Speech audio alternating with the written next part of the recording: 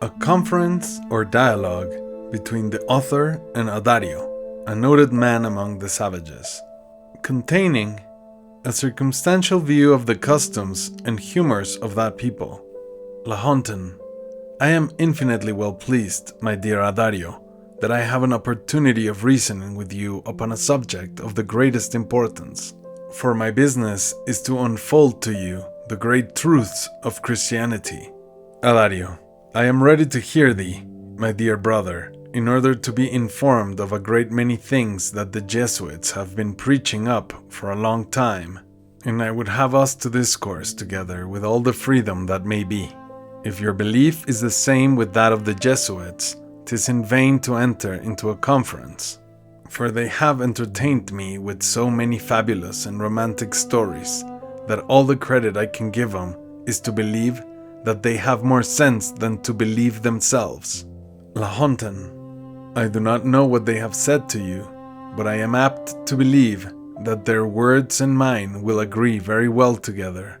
The Christian religion is a religion that men ought to profess in order to obtain a place in heaven. God hath permitted the discovery of America, meaning to save all nations that will follow the laws of Christianity.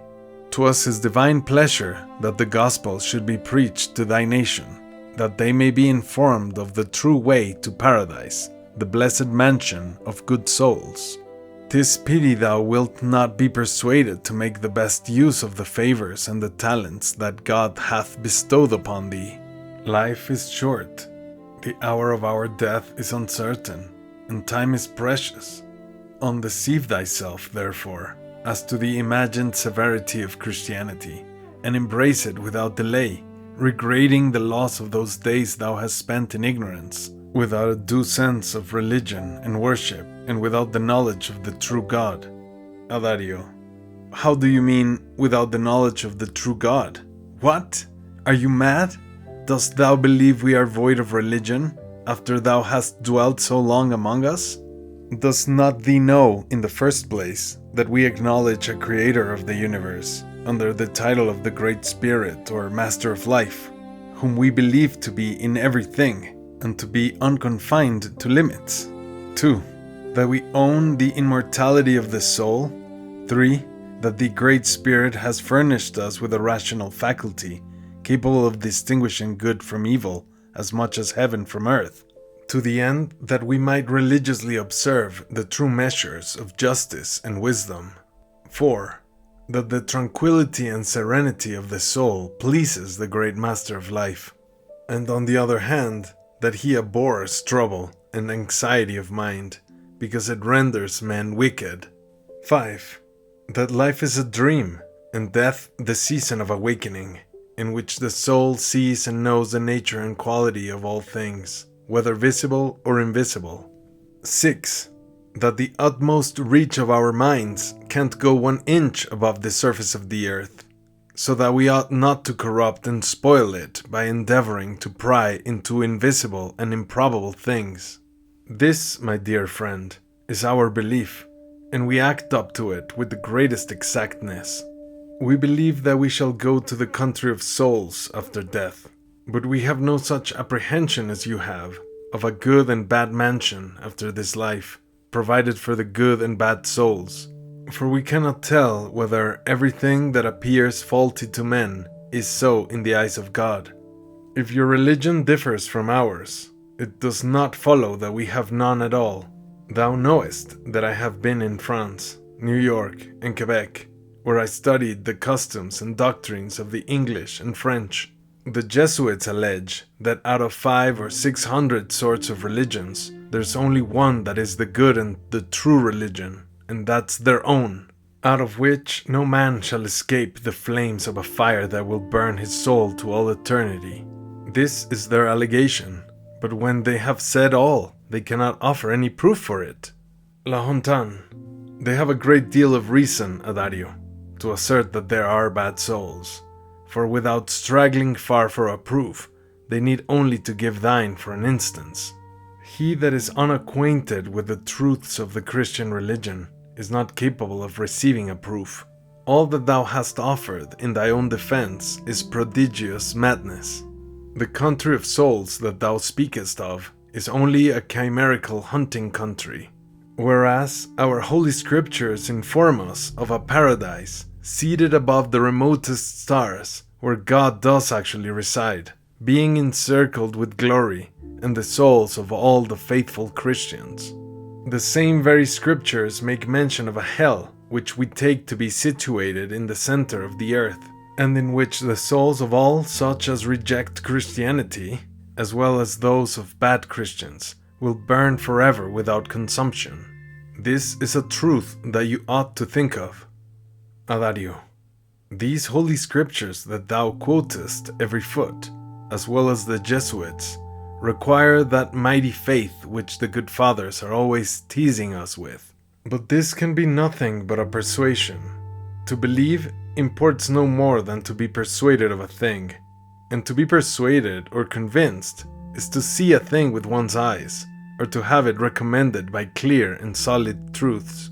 Now how can I have that faith, since thou canst neither prove a tittle of what thou sayest, nor show it me before my eyes? Believe me, my friend, do not wrap up thy mind in obscurity. Give over the visionary thoughts of these holy scriptures, or else let us make an end of our conferences upon that head. For according to our principles, we must have probability in everything we admit of. What ground hast thou for the destiny of the good souls, who are lodged with the Great Spirit above the stars, or the fate of the bad ones that shall burn forever in the center of the earth? Thou canst not but charge God with tyranny, if thou believest that he created but one single man with intent to render him eternally miserable amidst the flames in the center of the earth. I know you'll pretend that the Holy Scriptures prove that great truth, but granting it to be so, then the earth must be of eternal duration, which the Jesuits deny. That flaming place must therefore cease to be when the earth comes to be consumed. Besides, how canst thou imagine that the soul, which is a pure spirit, 1,000 times subtiler and lighter than smoke, how canst thou imagine, I say, that this airy being should move to the center of the earth, contrary to its natural tendency? 'Tis more likely it should mount upwards and fly to the sun, where you may fix that fiery place more reasonably, especially considering that this star is much bigger and infinitely more hot than the earth. Lahontan, hark ye me, my dear Adario. Thy blindness is screwed up to an extremity, and the hardness of thy heart makes thee reject this faith and these scriptures, the truth of which does easily appear, if one would but lay aside prejudices. For you have nothing to do but to cast your eye upon the prophecies contained in the sacred pages, which beyond all dispute were written before they came to pass. This sacred history is confirmed by heathen authors, and by the monuments of greatest antiquity, and those the most uncontested that past ages can afford. Believe me, if thou wouldst, but reflect upon the manner in which the religion of Jesus Christ was established in the world, and the change that it wrought. If thou hadst but a just view of the characters of truth, sincerity, and divinity that shine in the scriptures, in a word, if thou didst but enter into the particulars of our religion, thou wouldst see and be sensible that its doctrines and precepts, its promises and threats, are not chargeable with any absurdity, nor with any ill design, or anything that runs contrary to our natural sentiments, and that nothing is more suitable to right reason and the principles of conscience. Adario, this is the same stuff that the Jesuits have had up above 100 times. They will have it that some 5,000 or 6,000 years ago, all that is since come to pass was then unchangeably decreed. They lay down the way in which the heavens and the earth were created, and tell you that man was made of the dust of the earth, and the woman out of one of his ribs, as if God had not made her of the same stuff.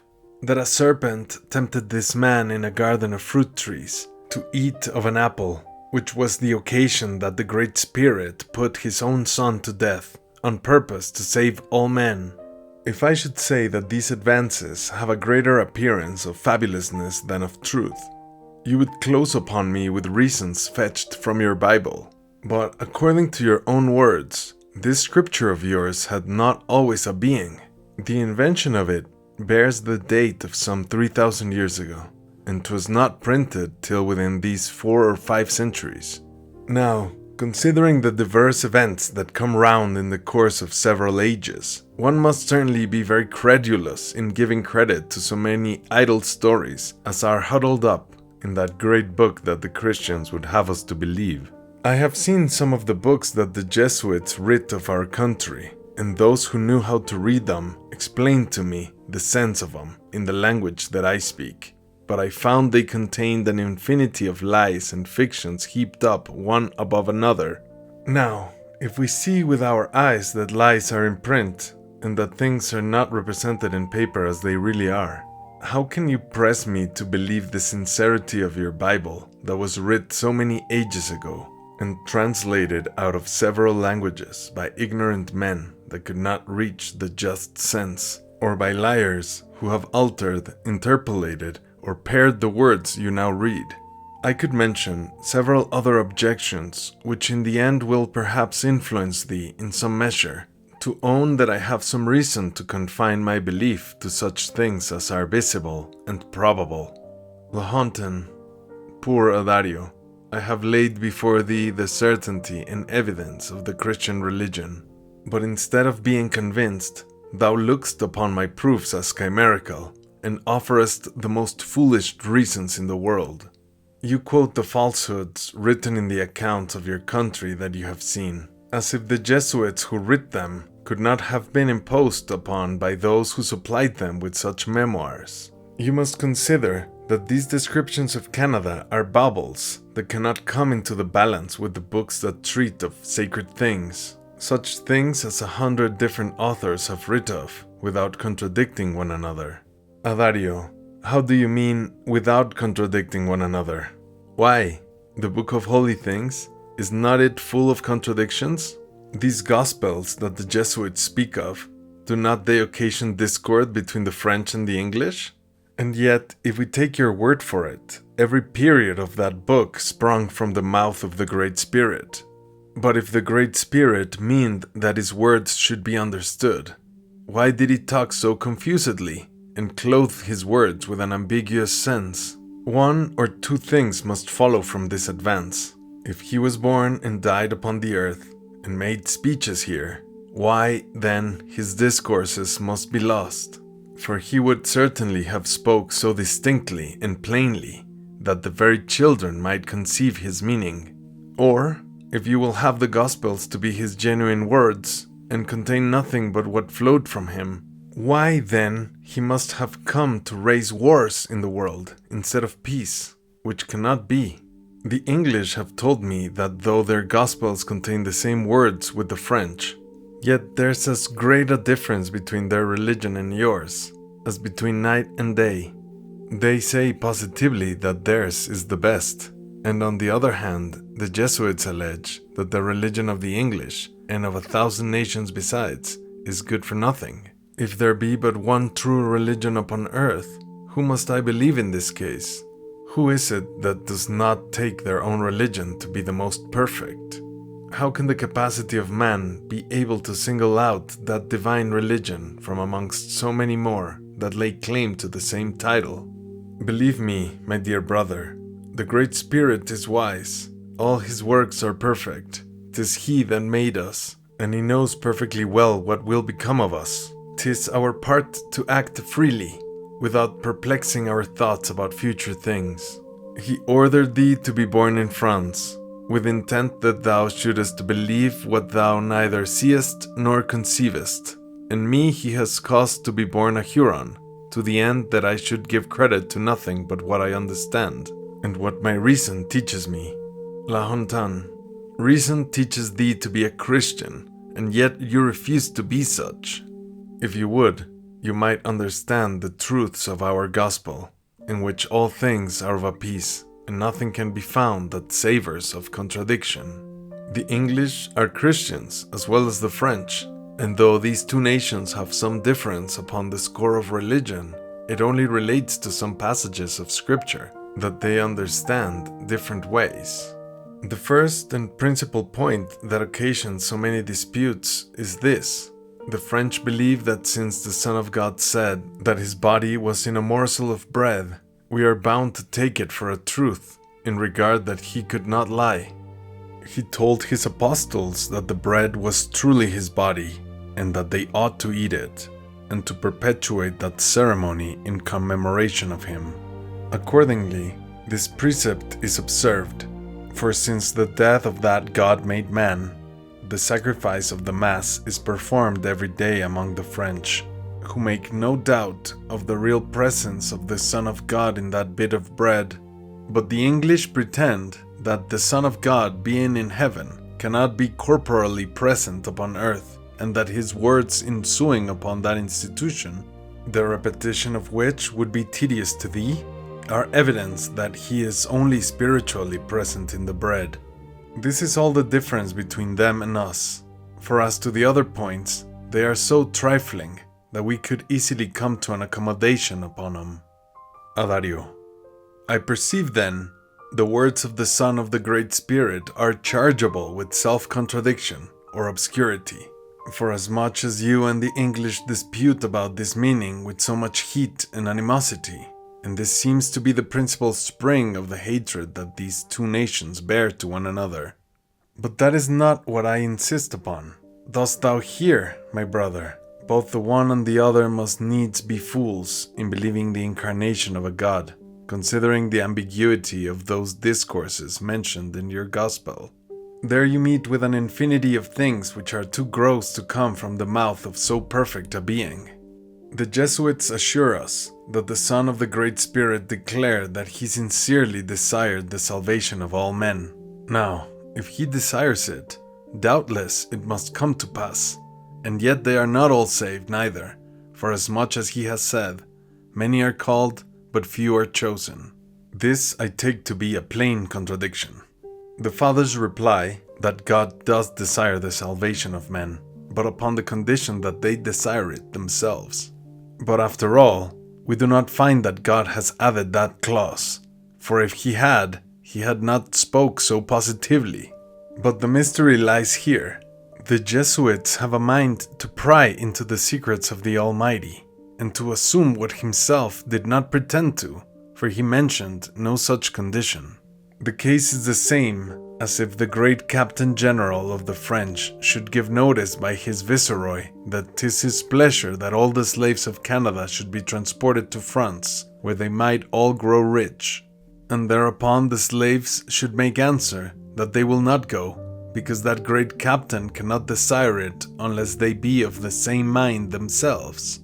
Is not it true, my brother, that their answer would be ridiculed, and they would be forced to go to France against their will? Can you offer anything to the contrary? In a word, the Jesuits have commented to me upon so many expressions in that book that contradict one another, that I'm amazed to find that they still call it the Holy Scriptures. 'Tis written there that the first man whom the Great Spirit made with his own hands did eat of a forbidden fruit, for which both he and his wife were punished, as being equally criminal. Now, let's suppose the punishment inflicted upon the account of the apple to be what you will. This poor man had nothing to complain of, but that the Great Spirit, knowing that he would eat of it, should have created him to be miserable. But let's consider the case of his posterity, who according to the Jesuits are involved in his overthrow. Are the children blameworthy for the gluttony of their father and their mother? If a man murdered one of our kings, must the punishment reach to his whole generation? To fathers, mothers, uncles, cousins, sisters, brothers, and all his other relations? Shall we suppose, therefore, that when the Great Spirit gave this man a being, he knew not what he might do after his creation? But that cannot be. But let's suppose again that all this posterity were accomplices of the crime, which at the same time is an unjust supposition. Does not your scripture make this Great Spirit to be a being of such mercy and clemency that his loving kindness to the human race leaves all conception far behind it?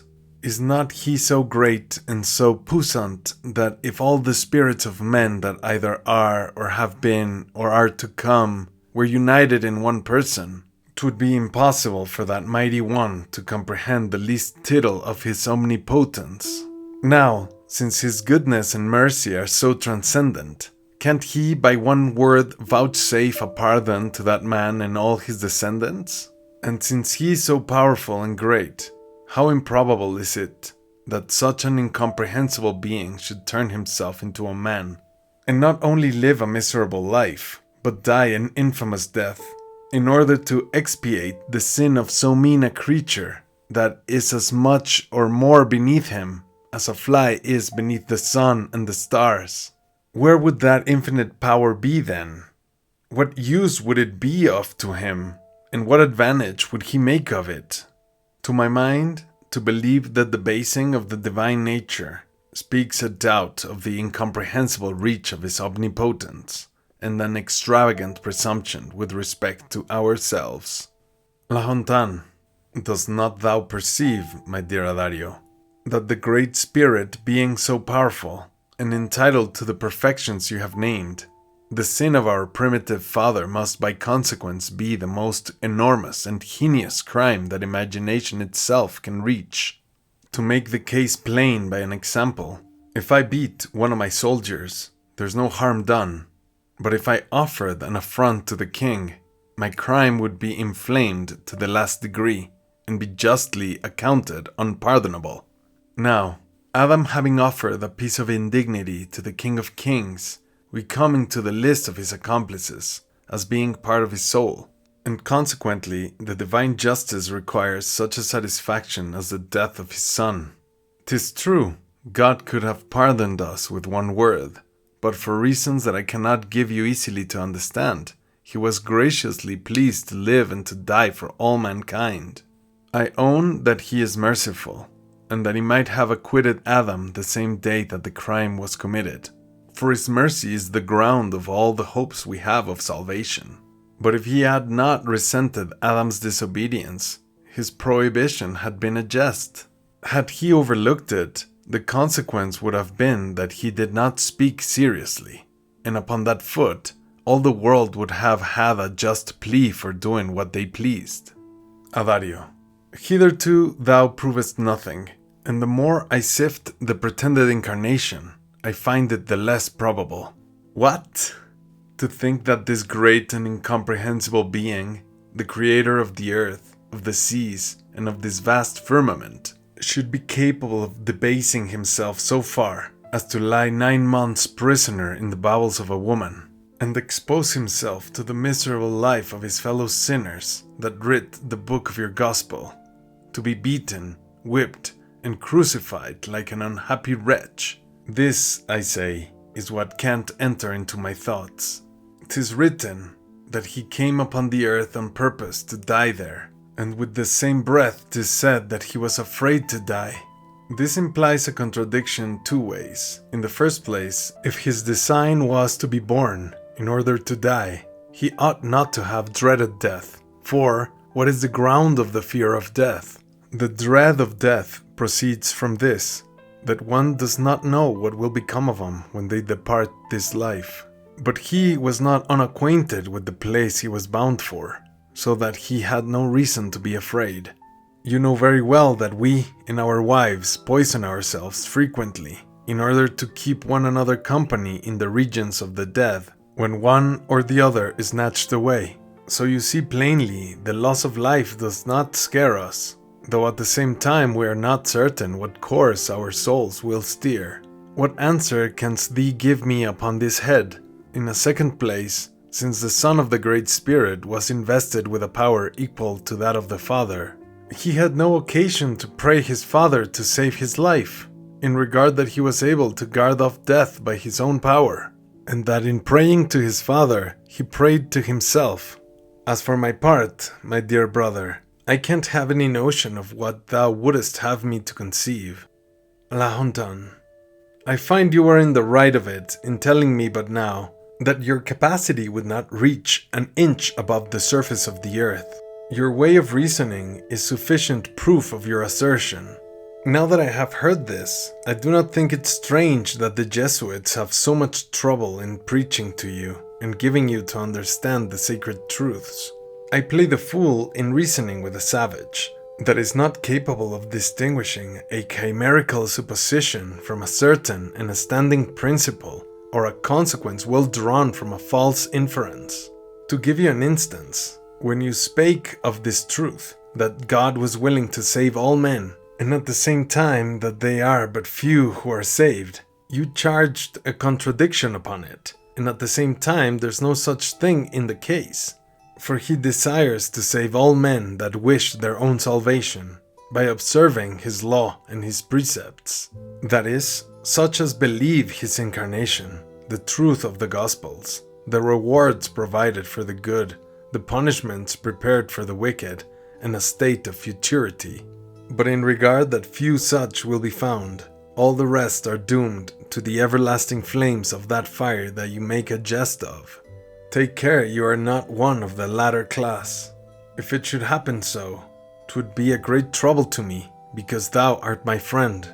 You will not say then that the gospel is crammed with contradictions and chimeras. You will not then require gross proof of all the truths I have laid before you. You'll repent in earnest of having branded our evangelists for weak and silly tale-tellers. But the worst is, 'twill then be too late. Prithee, think of all this, and be not so very obstinate. For in earnest, if thou dost not yield to the uncontestable reasons that I produce for our mysteries, I will never speak to thee as long as I live. Adario. Ha! My brother, do not trouble thy head. I do not pretend to provoke thee by offering my reasons. I do not hinder thee to believe the Gospels. I only beg the favor that thou'lt suffer me to doubt the truths of all the advances thou hast made. Nothing can be more natural to the Christians than to believe the Holy Scriptures, upon the account that from their infancy they have heard so much of them, that in imitation of so many people educated in the same faith, they have them so much imprinted upon their imagination, that reason has no farther influence upon their minds, they being already prepossessed with a firm belief of the truth of the Gospels. To people that are void of prejudice, such as the Hurons, there's nothing so reasonable as to examine things narrowly. Now, after frequent reflections for the course of 10 years upon what the Jesuits preached of the life and death of the Son of the Great Spirit, I must tell you that all my Hurons will give thee 40 reasons to the contrary. As for my own part, I have always maintained that if 'twere possible that the Great Spirit had been so mean as to descend to the earth, he had shown himself to all the inhabitants of the earth. He had descended in triumph and in public view, with splendor and majesty. He had raised the dead, restored sight to the blind, made the lame to walk upright, cured all the diseases upon the earth. In fine, he had spoke and commanded all that he had a mind to have done. He had gone from nation to nation to work these great miracles, and to give the same laws to the whole world. Had he done so, we had been all of the same religion, and that great uniformity, spread over the face of the earth, would be a lasting proof to our posterity for 10,000 years to come, of the truth of a religion that was known and received with equal approbation in the four corners of the earth. But instead of that uniformity, we find 500 or 600 religions, among which that professed by the French is, according to your argument, the only true one, the only one that is good and holy. In fine, after I had reflected 1,000 times upon those riddles that you call mysteries, I was of the opinion that a man must be born beyond the great lake. That is, he must be an Englishman or a Frenchman that can form any idea of him. For when they allege that God, who can't be represented under any figure, could produce a son under the figure of a man, I am ready to reply that a woman can't bring forth a beaver, by reason that in the course of nature every species produces its like. Besides, if before the coming of the Son of God all men were devoted to the devil, What reason have we to think that he would assume the form of such creatures as were lifted into the service of the devil? Could not he take upon him another form, which might be finer and more pompous than the humane? That he might is the more reasonable, since the third person of that Trinity, which is so inconsistent with unity, assumed the form of a dove. Lahontan, thou hast drawn up a savage sort of a system by inventing chimeras that are nothing to the purpose. Give me leave to tell thee once more, that I see 'tis in vain for me to attempt to convince thee by solid reasons, in regard that thou art not capable of understanding them.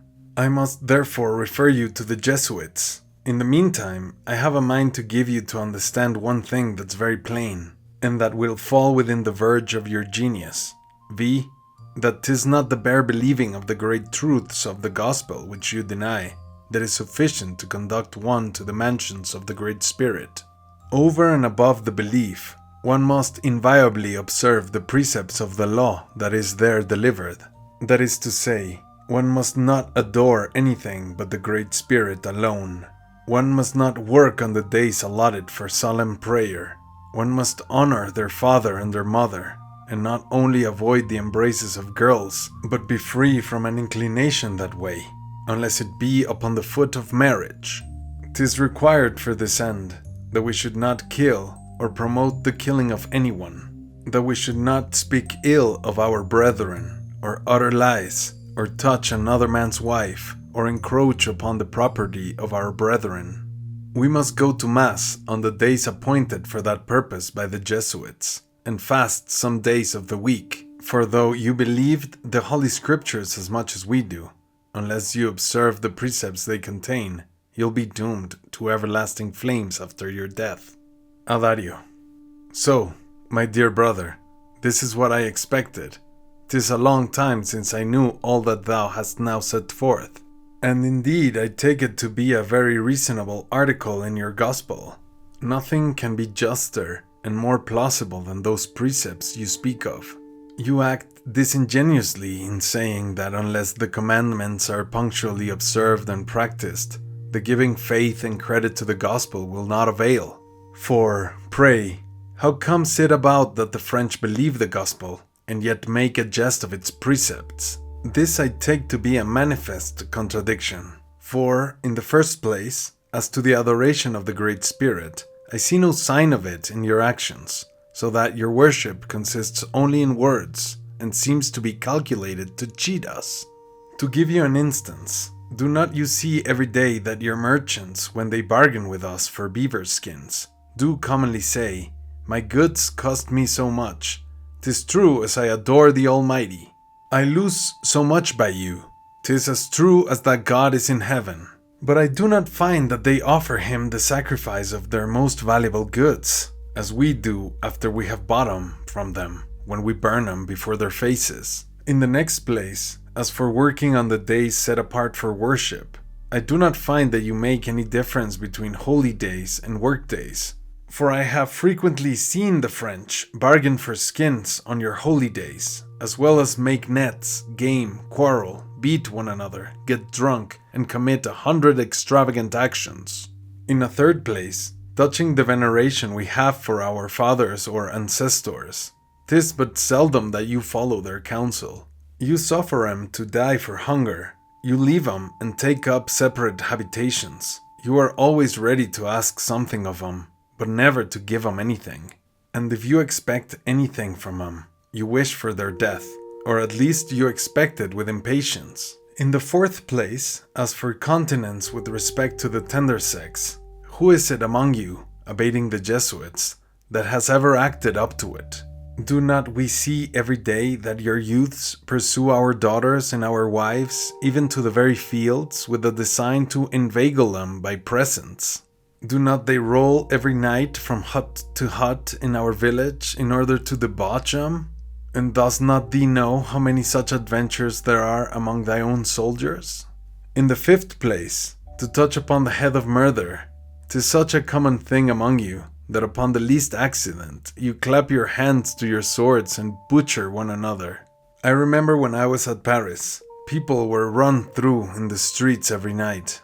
And upon the road between Paris and Rochelle, I was told that I was in danger of my life. Sixthly, lying and slandering your brethren is a thing that you can as little refrain as eating and drinking. I never heard 4 Frenchmen converse together without speaking ill of somebody.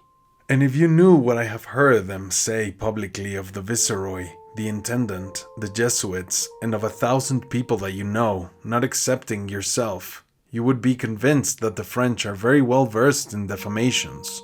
And as to the business of lying, I affirm it for a truth that there is not one merchant in this country that will not tell you 20 lies in selling the worth of a beaver's skin in goods, not to mention the lies they invent in order to defame their neighbors.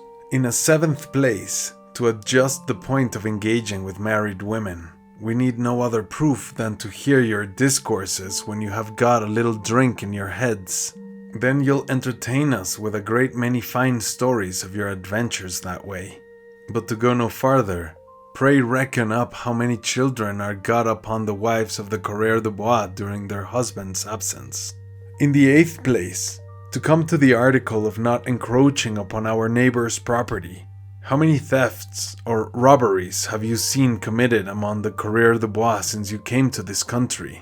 Have not the thieves been taken in the fact and punished accordingly?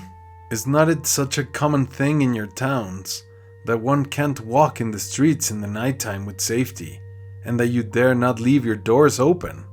In the 9th place, as for going to your mass to hear some words spoken in an unknown language, 'tis true the French go commonly to it, but their design in going is to think of other things than praying. At Quebec, the men go to mass to pick up the women, and the women take the same method to make assignments with the men.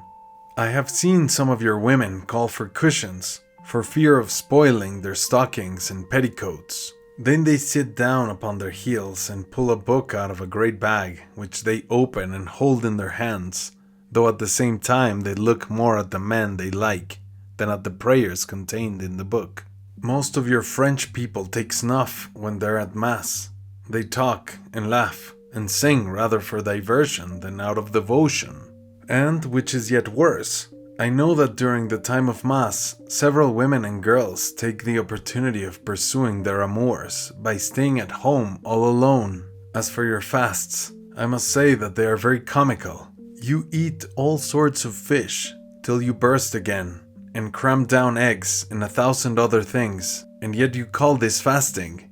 In fine, my dear brother, you French folks do all of you make large pretensions to faith, and yet you are downright infidels. You would fain pass for wise people, and at the same time you are fools. You take yourselves to be men of sense, but at the bottom ignorance and presumption is your true character. Lahontan. This conclusion, my dear brother, favors too strong of the Hurons, in being applied to all the French in general. If your representation were just, ne'er a one of 'em would go to paradise. But we know that there are millions of 'em in the state of the blessed, whom we call saints, and whose images you see in our churches. I own that there are but few of the French who have that true faith that's the only principle of piety. Several make a profession of believing the truths of our religion, but this belief is wanting as to its due strength and liveliness. I own that the greatest part of those who know the divine truths and make a profession of believing them do act quite contrary to what faith and religion enjoins. I cannot deny the justness of your charge in alleging a contradiction upon them, but you must consider that sometimes men sin against the light of their own conscience, and some men lead wicked lives that have received good instruction. Now, this may be owing either to their want of attention or to the force of their passions, and the ties they lie under to their temporal interest. Man, being full of corruption, is swayed to evil by so many various motives, and by so strong an inclination that way, that 'tis hard for him to renounce it without an absolute necessity. Adario. When you speak of man, you ought to say Frenchman, for you know that the passions, the interest, and the corruption we speak of are not known among us. But that is not the point I would be at. Do ye hear, my brother? I have talked frequently to the French of all the vices that reign among them, and when I have made it out that they have no regard to the laws of their religion, they confessed that 'twas true, and that they saw it plainly and knew it to be so. But at the same time they said 'twas impossible for them to observe those laws. Upon that I asked them, if they did not believe then that their souls would be doomed to eternal flames, and received this answer, that the mercy of God is so great that whoever trusts in his goodness shall be saved, that the gospel is a covenant of grace in which God condescends to the condition and weakness of man, who is tempted by so many violent and frequent attractives that he is forced to give way, and that this world being a place of corruption, there can be no purity in corrupt man, unless it be in the country where God resides. This, I think, is a less rigid sort of morality than that of the Jesuits, who send us to hell for a trifle. Your Frenchmen have reason to say that 'tis impossible to keep that law, so long as the distinction of meum and tuum is kept up among you. You need no other proof for this than the example of all the savages of Canada, who, notwithstanding their poverty, are richer than you, among whom all sorts of crimes are committed upon the score of that meum and tuum. Lahontan, I own, my dear brother, that thou'rt in the right of it, and I can't but admire the innocence of all the savage nations. And 'tis for that reason that I earnestly wish they were acquainted with the sanctity of our scriptures. I mean, that gospel that thou and I have talked so much of. There's nothing wanting but that to render their souls eternally happy. All of you live so morally that you will then have but one difficulty to surmount before you arrive at paradise. I mean, that customary fornication that prevails among the single persons of both sexes, and the liberty that the men and the women take in breaking their marriage bonds, in order to a reciprocal change and a fresh choice. For the Great Spirit has said that death and adultery are the only two things that can break that indissoluble bond. Adario. We shall take another opportunity of discoursing more particularly of that great obstacle that thou findest to stand in the way of our salvation. In the meantime, I'll content myself with giving thee one reason with respect to one of the 2 points that are mentioned. That is, the liberty that bachelors and girls take with one another. In the first place, the young warrior will not embark in a married state till he has made some campaigns against the Iroquois and took some slaves to serve him either in the village or at hunting, fishing, etc., and till he is perfectly well versed in the exercises of hunting, shooting, and fishing. Farther, he will not enervate himself by the frequent exercise of venery at a time when his strength enables him to serve his nation in opposing their enemies, not to mention that he will not expose a wife and children to the affliction of seeing him killed or taken prisoner.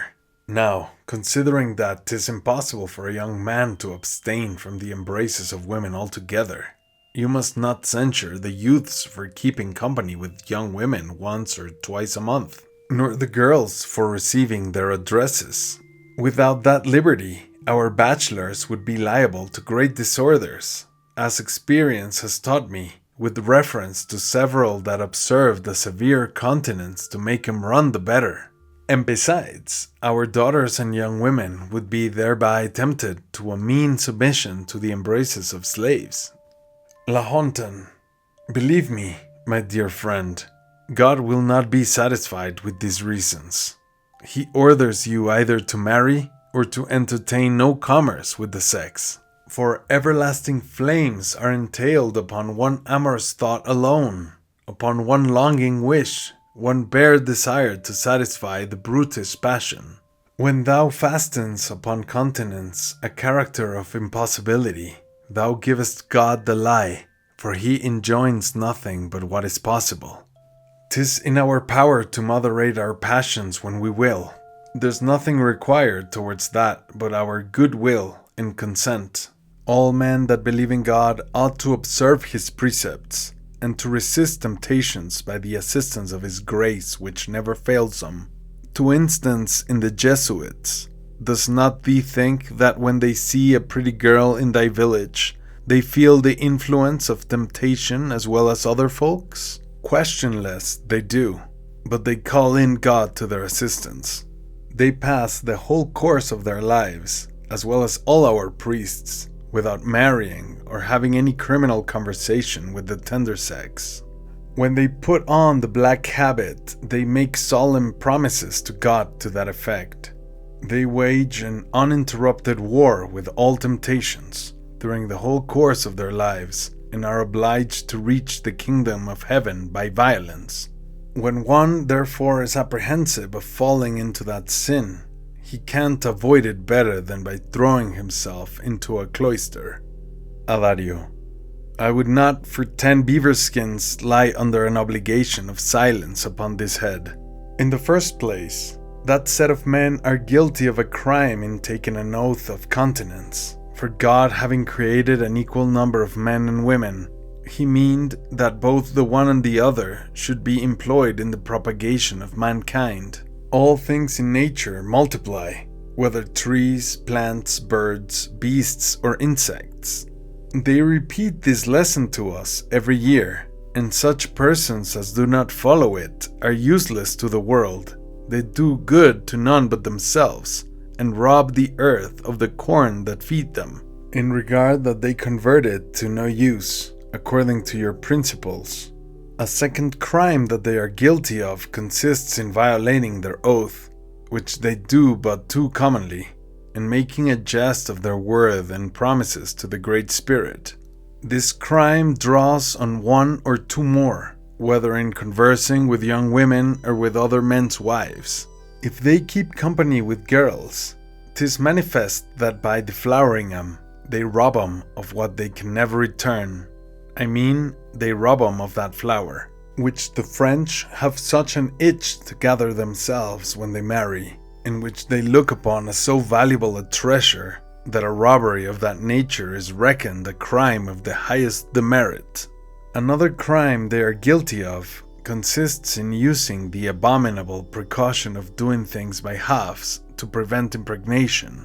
If they court the embraces of married women, they stand accountable for the adultery and for the injury that the woman does to her husband. Farther, the children springing from those adulterous embraces are robbers and interlopers that live upon the means of a pretended father and half-brethren. In a fifth place, they are chargeable with the unlawful and profane methods that they take to stifle their brutish passion. For they, being the persons that preach your gospel, they give a quite different turn to things in private to what they do publicly, or else they could never find a salvo to their libertinism, which the vulgar take for a crime. Thou art sensible, my friend, that I speak justly upon the point, and that in France I have seen some of these black priests that would not hide their talent under their caps when they came into the company of women. Give me leave, my dear brother, to tell thee once more that 'tis impossible for these men to be without the conversation of women at a certain age, and far less to be free from amorous thoughts. As for that resistance and those vigorous efforts thou speakest of, that's but a frivolous and poor plea, as well as their idle pretense of avoiding the temptation by being mewed up in a convent. If convents are antidotes against temptation, why do you suffer the young priests and monks to confess maids and married women? Is that the way to avoid the temptation, or is it not rather a plain contrivance for a handsome opportunity? What man in the world can hear the amorous intrigues of the confessing ladies without being transported, especially if he be one of those who enjoy health, youth, and strength, who live without fatigue or working, and who encourage nature with the most nourishing liquors and food, seasoned with I do not know how many drugs and spices that are sufficient to inflame the blood without any other provocation. For my part, after a due consideration of these articles, I shall not think it strange if there be not so much as one ecclesiastic in the paradise of the Great Spirit. And pray, how have you the confidence to maintain that this cattle turns monks and priests in order to avoid sin, when you know they are addicted to all manner of vice? I have been informed by Frenchmen of very good sense that those who enter into priests' or monks' orders among you have no other view than to live at their ease, without the fatigue of work, and without the disquieting fears of dying for hunger or being obliged to venture their lives in the army. If you would have your priests good men, they ought to be all married, and to live with their respective families, or else they should be all above 60 years of age. Then, indeed, they might confess, preach, and visit families without scruple, and edify all the world by their example. Then, I say, 'twould not be in their power to seduce maids or married women. Their age and their conduct would speak them wise, moderate, and considerate, and at the same time the nation would sustain no loss by their being set apart for divine service, in regard that after 60 years of age they are not fit for warlike exploits. Lahontan, I told you before that you ought not to charge the whole world with the misdemeanors of a few. 'Tis true, there are some who take upon them monks' or priests' orders, with no other design than to subsist handsomely, and, unmindful of the devoirs of their ministry, think of nothing but calling in their yearly rents. I own that some of them are drunkards and extravagant in their actions and words, that among some of them who are wedded to their interest, sordid avarice bears the ascendant, that some are proud and implacable in the way of resentment, that some of them are whore-masters, debauchees, swearers, hypocrites, ignorant fellows, worldly-minded, backbiters, etc. But their number is but very inconsiderable with respect to the whole. For the Church receives none but the wiser and graver sort of men, of whom they have some moral assurances, and whom they try and endeavor to know thoroughly before they admit them. Though after all their precaution, it can't be otherwise but that they must be imposed upon sometimes. And indeed this is a great misfortune, for when the conduct of ecclesiastics is blackened with such vices, it raises the greatest scandal that can be. The sacred word is polluted in their mouths, the laws of God are contemned, divine things are disrespected, the office of the ministry is debased, religion in general is trampled underfoot, and the people, shaking off the due regard to religion, give way to an uncontrolled licentiousness. But in the meantime, you ought to consider that in such cases we take our measures from their doctrine, more than from the example of such scandalous ecclesiastics. We are not upon the same lay with you, who have not the necessary discretion to distinguish the doctrine from the example, and to remain unshaken by the scandalous lives of those you saw at Paris, whose conversation and sermons were far from being of a piece. In fine, all that I have to say upon this head turns upon this, that the Pope having given express orders to our bishops not to confer the ecclesiastical dignity upon any unworthy object, they take all the precaution imaginable, and at the same time use their utmost efforts to reclaim those who have already gone astray. Adario, I am surprised to find that you give all along such superficial answers to all the objections I have offered. I perceive that you court digressions, and always depart from the subject of my questions.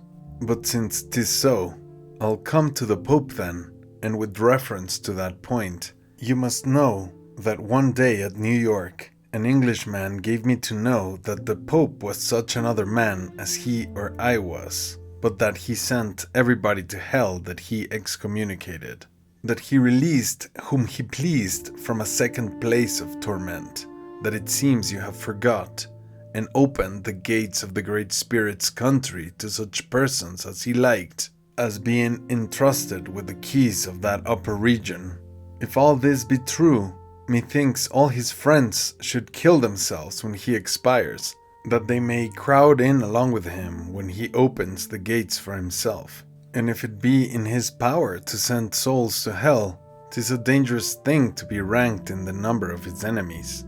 At the same time, I was informed by that English gentleman that this papal authority had no footing in England, and that the English ridiculed it. Now, prithee, tell me whether this English Christian spoke the truth or not. Lahontan, the unfolding of this question would run me out to so wide a compass of things that I should not have done, not in 15 days. The Jesuits will satisfy you upon that point better than I can pretend to.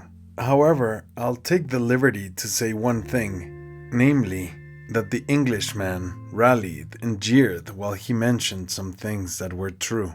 He had a great deal of reason to persuade you that those of his religion did not depend upon the Pope for their passage to heaven, because that lively faith which you and I spoke of before conducts them thither without any regard to that holy man. The Son of God is willing to save all the English by his blood and merits. And thus you see that they are happier than the French, of whom God has required good works that they scarce ever mind, and who are doomed to everlasting flames if their evil actions run counter to the above-mentioned commandments of God, though at the same time both they and we are of the same faith. As to the second flaming place, which we called purgatory, they are exempted from the necessity of passing through it, because they'd rather choose to continue upon earth through all the ages of eternity without visiting paradise than to burn for some thousands of years by the way. They are so tender upon this point of honor that they'll never accept of any present at the purchase of bearing some bastinadoes. According to their notions of things, they do not take a man to be obliged by the giving him money and hard usage at the same time. This is rather an affront in their way. But the French, who are less nice upon the point, they take it for a mighty favor that they're allowed to burn for an infinity of ages in purgatory, upon the apprehension that by that means they will be better acquainted with the true value of heaven. Now, forasmuch as the Pope is the creditor of the English and demands restitution of his own, they are far from asking his pardons, that is, his passports for removing to heaven without touching at purgatory. For if they did, he would order them a pass to that sort of hell, which they pretend was never made for him.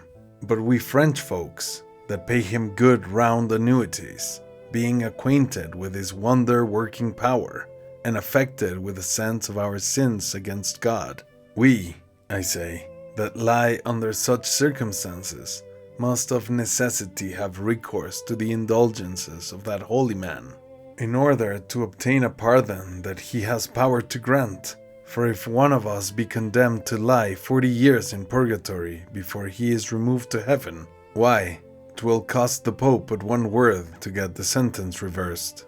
In fine, to repeat once more what I said before, the Jesuits will inform you admirably well of the authority and power of the Pope, and of the state of purgatory. Adario, I am at a loss to know how to form a distinct idea of the difference between you and the English as to the point of belief, for the more I endeavor to have it set in a clearer light, the less light I find. To my mind, the best way for all of you is to agree upon this conclusion, that the Great Spirit has bestowed upon all men a light sufficient to show them what they ought to do without running the risk of being imposed upon. For I have heard that in each of these different religions there's an infinite number of persons of different opinions. To instance, in your religion, every religious order maintains certain points that the rest do not, and observes as great a diversity in their institutions as in their habits. This makes me think that in Europe, every particular man forms a peculiar religion to himself, which differs from that which he outwardly professes. As for my own part, I firmly believe that men are not capable of knowing what the Great Spirit requires of them, and I can't dissuade myself from believing that since the Great Spirit is so just and so good, 'tis impossible that his justice should render the salvation of mankind so difficult, as that all of them should be damned that are not retainers to your religion, and that even few of the professors of it should be admitted into paradise. Believe me, my friend, the other world goes upon a lay that's quite different from what we have in this. Few people know what passes there. All our knowledge amounts only to this, that we Hurons are not the authors of our own creation, that the Great Spirit has vouchsafed us an honest mold, while the wickedness nestles in yours, and that he sent you into our country in order to have an opportunity of correcting your faults and following our example. Pursuant to this principle, my brother, thou mayst believe as long as thou wilt, and have as much faith as thou hast a mind to, but after all, thou shalt never see the good country of souls unless thou turnest Huron. The innocence of our lives, the love we tender to our brethren, and the tranquility of mind which we enjoy in contemning the measures of interest. These, I say, are three things that the Great Spirit requires of all men in general. We practice all these duties in our villages naturally, while the Europeans defame, kill, rob, and pull one another to pieces in their towns. The Europeans have a strong mind to inherit a place in the country of souls, and yet they never think of their Creator, but when they dispute with the Hurons. Farewell, my dear brother, it grows late. I'll now retire to my hut, in order to recollect all the advances thou hast made, that I may call them to mind tomorrow, when I come to reason the point with the Jesuits.